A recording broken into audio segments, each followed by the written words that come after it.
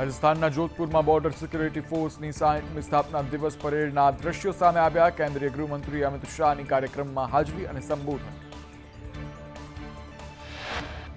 કેન્દ્રીય ગૃહમંત્રી અમિત શાહે બીએસએફ સ્થાપના દિવસ પરેડમાં હાજરી આપી અને રાષ્ટ્રની સેવામાં જીવ ગુમાવનારા શહીદોને પુષ્પાંજલિ પણ અર્પણ કરી. અમદાવાદના ભુવા નવલસિંહ ચાવડાએ 12 લોકોની હત્યા કરી. સોડિયમ નાઇટ્રેટનો ઉપયોગ કરી હત્યા કરતો હતો.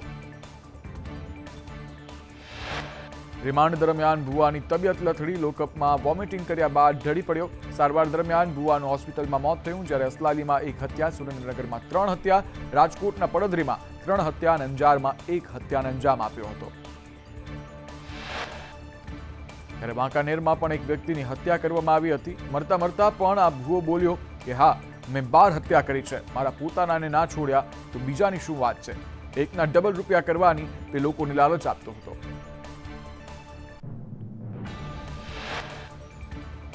નસબંધી કાંડમાં મહેસાણા કરતા સાબરકાંઠામાં વધુ ઓપરેશન થયા હોવાનું સામે આવ્યું છે. મહેસાણા આરોગ્ય અધિકારીએ ભાંડો ફોડ્યો.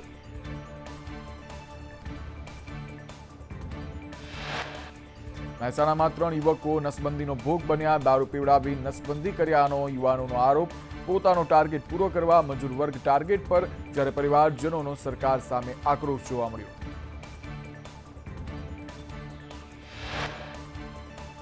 મહેસાણાના આરોગ્ય ડોક્ટર ઘનશ્યામ ગઢવીનો ખુલાસો. એનએસવી માટે કોઈ સર્જન તબીબ નથી. વર્ષમાં એક પણ એનએસવીનું ઓપરેશન થયું નથી. એનએસવીના ઓપરેશન માટે કલોલ અને અડાલજ મોકલાતા.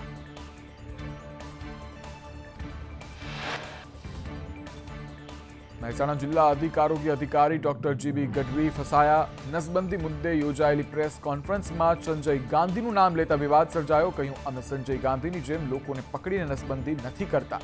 મહેસાણા કોંગ્રેસ સમિતિ આવતીકાલે વિરોધ કરશે. જૂનાગઢમાં સંદેશ ન્યૂઝના અહેવાલ બાદ આરોગ્ય વિભાગ હરકતમાં આવ્યું. પીએમજેની ચૂકવણીને લઈ તપાસનો આદેશ આપ્યો. 65 હોસ્પિટલમાં તપાસ કરવા માટે સૂચના અપાઈ. ડીઝેડ ગ્રુપ કૌભાંડ મુદ્દે હિંમતનગર ઈડર રોડ પર પીઆઈના બંગલામાં સર્ચ ઓપરેશન હાથ ધરવામાં આવ્યું. પીઆઈની વૈભવી કાર સર્ચ દરમિયાન ગાયબ થઈ. ભૂપેન્દ્ર ઝાલાની ગિફ્ટમાં કાર અપાઈ હોવાની આશંકા. જ્યારે વૈભવી કારને લઈ સીઆઈડી ક્રાઇમે તપાસ હાથ ધરી.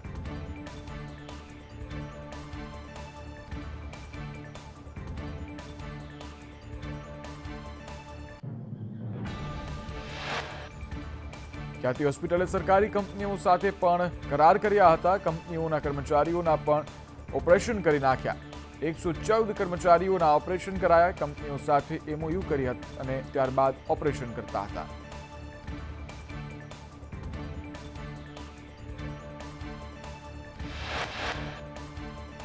રાજ્યભરમાં ઠંડીનું જોર વધ્યું છે. પાલનપુર 12 ડિગ્રી સાથે સૌથી ઠંડુ શહેર. ગાંધીનગર 12.1 ડિગ્રી સાથે ઠંડુગાર. 2 દિવસમાં લઘુત્તમ તાપમાન 2 થી 3 ડિગ્રી ઘટી શકે છે. અમદાવાદમાં લઘુત્તમ તાપમાન 13 ડિગ્રી, ડીસામાં 14 ડિગ્રી, ભુજમાં 14 ડિગ્રી તાપમાન, જ્યારે વડોદરામાં 13.14 ડિગ્રી તાપમાન, રાજકોટમાં 13 ડિગ્રી, જ્યારે વેરાવળમાં 16.2 ડિગ્રી અને સુરતમાં 16.5 ડિગ્રી તાપમાન નોંધાયું. પોરબંદરના પૂર્વ આઈપીએસ સંજીવ ભટ્ટને મોટી રાહત મળી છે. 1997ના કસ્ટોડિયલ ટોર્ચર કેસમાં તેઓને રાહત મળી છે. કસ્ટોડિયલ ટોર્ચર કેસમાં સંજીવ ભટ્ટ નિર્દોષ જાહેર કરાયા.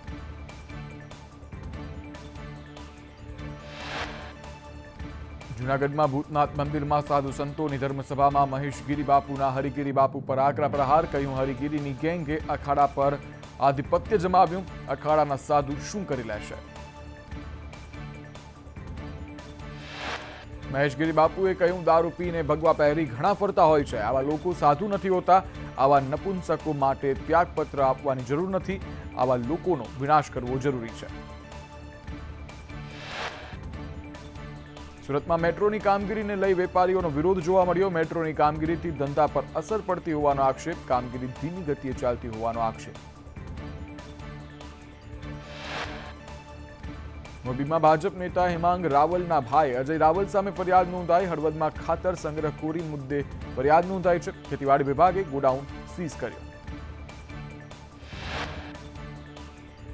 અક્ષર એગ્રીકલ્ચર એનજી વર્કર્સમાં દરોડા પાડ્યા હતા. જ્યારે યુરિયાના જથ્થા મળી આવ્યા હતા, જેને લઈ અને ગોડાઉન સીઝ કરાયું છે. 1437 યુરિયાની થેલીઓ મળી આવી હતી. આ સહિત 25.52 લાખનો મુદ્દામાલ જપ્ત કરાયો છે.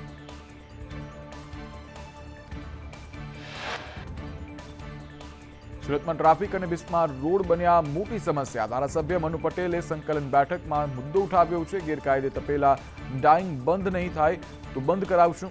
ટ્રાફિક સમસ્યા દૂર કરવા બ્રિજ બનાવવાની માંગ કરી.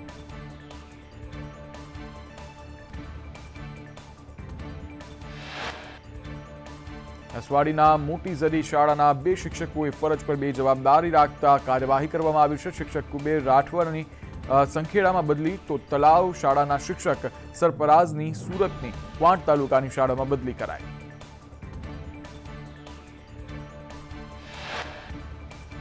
મોરબીમાં બાકી વેરાને લઈ નગરપાલિકાની કાર્યવાહી. 18 આસામીઓને ડિફોલ્ટર જાહેર કરાયા છે.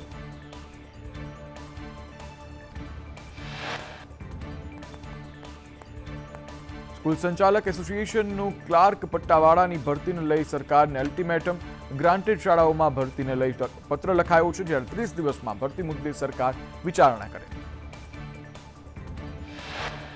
ગીરગઢડા તાલુકાના હરમડિયા ગામે 2 વર્ષથી ગેરહાજર આશા વર્કરને ચૂકવાતો રહ્યો પગાર. આરોગ્ય વિભાગની બેદરકારી સામે આવી છે. લગ્ન થયા બાદ આશા વર્કર સુરત ચાલ્યા ગયા હતા.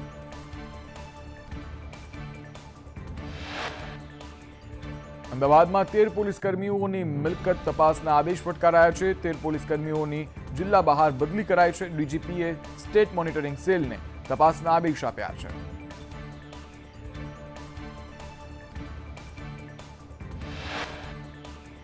તોડબાજીની ફરિયાદને આધારે બદલી કરાઈ હતી. પોલીસ કર્મી અને તેના પરિવારની મિલકતની તપાસ કરાશે. મિલકતો, બેંક બેલેન્સ, વાહન, લોકરની પણ તપાસ કરવામાં આવશે.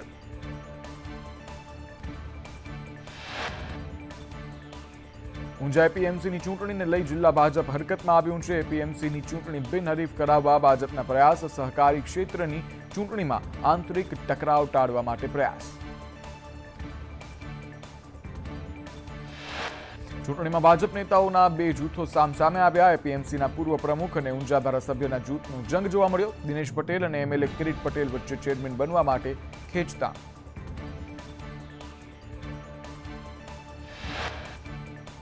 મહેસાણા જિલ્લા ભાજપ પ્રમુખ ગિરીશ રાજગોરે કરી બેઠક. બંધ બારણે બેઠકમાં પ્રમુખ પદ વહેંચવા માટે થઈ ચર્ચા. અઢી વર્ષની ટર્મ અંગે બંને જૂથો વચ્ચે ચર્ચા થઈ. વડોદરા ક્રાઇમ બ્રાન્ચની 10 પોલીસ કર્મીની બદલી. 2 એસઆઈ, 3 હેડ કોન્સ્ટેબલ સહિત 10 કર્મચારીની બદલી કરવામાં આવી. શહેર પોલીસ કમિશનરે પોલીસ કર્મીઓની બદલી કરી છે.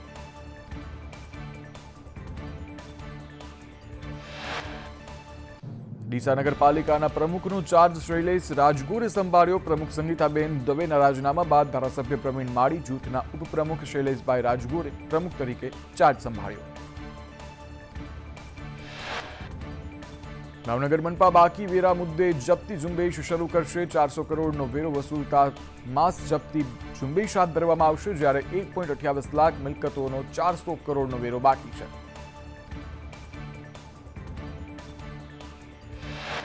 સુરતના સસ્પેન્ડેડ આચાર્ય સંજય પટેલ સામે અરજી. સંજય પટેલની સંપત્તિની તપાસ કરવા માટે અરજી કરાઈ. લીંબડી, મહેસાણા, સુરતના લોકો સાથે છેતરપિંડી કરી હતી. લીંબડીના જિગ્નેશ આચાર્યએ પુરાવા સાથે કરી અરજી.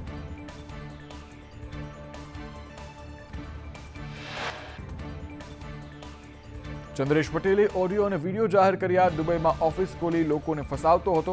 ભાજપ નેતાનો ભાઈ હોવાનું કહી રૂપિયા પડાવતો. સુરેન્દ્રનગર શહેર ભાજપ પ્રમુખના પણ 97 લાખ પડાવી લીધા હતા.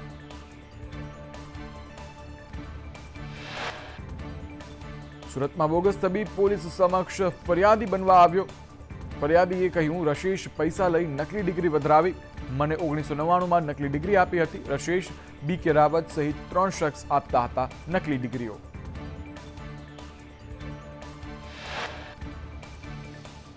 પોલીસે બોગસ તબીબોનું શ્રમિક વિસ્તારમાં સરઘસ કાઢ્યું. 70,000માં નકલી ડોક્ટરોની ડિગ્રી આપતા હતા. લોકોએ કહ્યું, વર્ષો સુધી આ નકલી ડોક્ટરો પાસે દવા લીધી.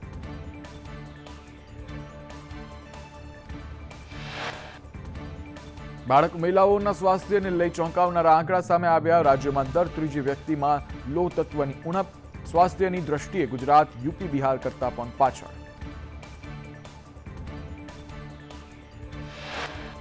ગુજરાતમાં 2.20 કરોડ લોકોમાં લોહ તત્વની ઉણપ છે, જ્યારે લોકસભામાં કેન્દ્ર સરકારે આંકડા રજૂ કર્યા છે.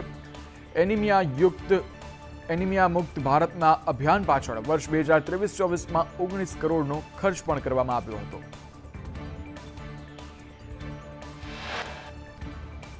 અમદાવાદમાં થલતેજ ગામથી વસ્ત્રાલ ગામ સુધી શરૂ થઈ મેટ્રોની સેવા. પૂર્વથી પશ્ચિમને જોડતી મેટ્રો ટ્રેન સેવા શરૂ કરાઈ. નોકરિયાત વર્ગ વિદ્યાર્થીઓને મળી રહી છે રાહત.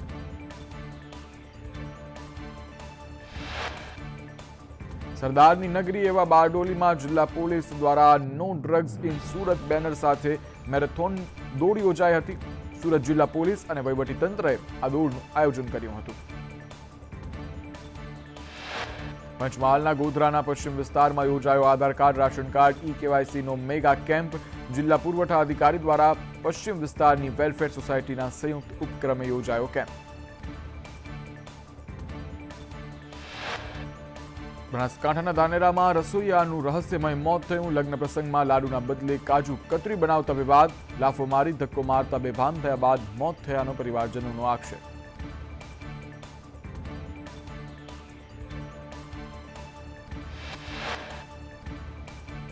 નવસારીમાં બિસ્માર રસ્તાથી કારના ટાયર ફાટી ગયા. ટાયર ફાટતા કાર ચાલક રોષે ભરાયો. કાર ચાલકે રસ્તાનો વિડીયો બનાવી વાયરલ કર્યો. ટોલ ભરવાનું બંધ કરવા લોકોને અપીલ કરી. ભાવનગરમાં નરાધમે સગીરા સાથે દુષ્કર્મ આચર્યું. પોલીસે આરોપી જીતેન્દ્ર ડોડિયાની ઝડપી પાડ્યો છે, જ્યારે હાલ પોલીસે વધુ તપાસ હાથ ધરી છે.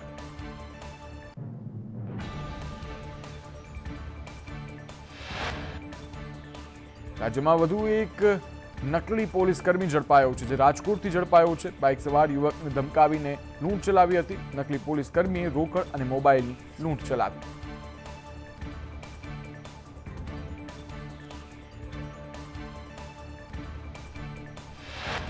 અરવલ્લીના ભિલોડામાં અસામાજિક તત્વોનો આતંક જોવા મળી રહ્યો છે. અસામાજિક તત્વોએ બિરસા મુંડા સર્કલ પર 5 કારના કાચ તોડ્યા, જ્યારે પાર્ક કરેલી ગાડીઓને નુકસાન પહોંચાડવામાં આવ્યું.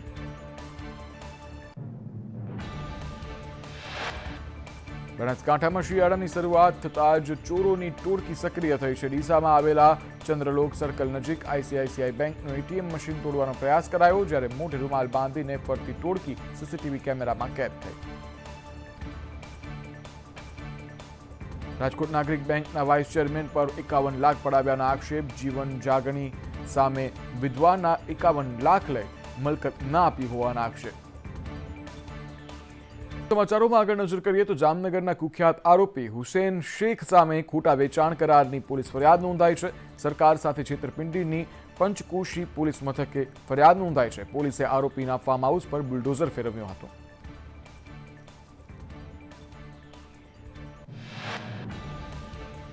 ફાર્મ હાઉસ ગોચર જમીન પર બાંધી ખોટા કરાર ઉભા કર્યા હોવાનું સામે આવ્યું. ખોટા વેચાણ કરારનો સાચા કરાર તરીકે ઉપયોગ કરાયો હતો. હુસેન શેખ અને અફઝલ જુનેજાએ આ ખોટા કરાર બનાવ્યા હતા. ખેડા જિલ્લામાં સેવાલિયા નજીક કારમાંથી 50 કિલો ગાંજો ઝડપાયો. 5 લાખના ગાંજા સાથે 2 શખ્સ ઝડપાયા. નંદુબારથી હિંમતનગર લઈ જવાતો હતો આ ગાંજો, જ્યારે પોલીસે કુલ 7.10 લાખનો મુદ્દામાલ જપ્ત કર્યો. સુરતમાં 10 લાખના હીરા બારોબાર વેચનાર દલાલને 5 વર્ષની સજા ફટકારાઈ. સાથે જ 30 દિવસમાં પેમેન્ટ ચૂકવી દેવાનો આદેશ. વલસાડના કપરાડાના નાના પોંઢા પોલીસે બાઇક ચોર ઝડપી પાડ્યા. બાઇક ચોરનાર 2 આરોપી અને ચોરીના બાઇક ખરીદનાર 2 અન્ય લોકોની પણ અટકાયત. સુરતમાં ઘર આંગણે ક્રિકેટ રમવા મુદ્દે હત્યા કરવામાં આવી. પિતાની નજરો સામે ચપ્પુના ઘા ઝીકી દીકરાની હત્યા કરાઈ. 2 દિવસની સારવાર બાદ યુવકનું મોત નીપજ્યું. સુરતમાં બોગસ ડોક્ટરને ડિગ્રી આપવાનો કેસ. કુલ 13 આરોપીઓની પોલીસે કરી હતી ધરપકડ. પાંડેસરા પોલીસે કાઢ્યું સરઘસ. 2 ડોક્ટર અને 1 એજન્ટનું સરઘસ કઢાયું.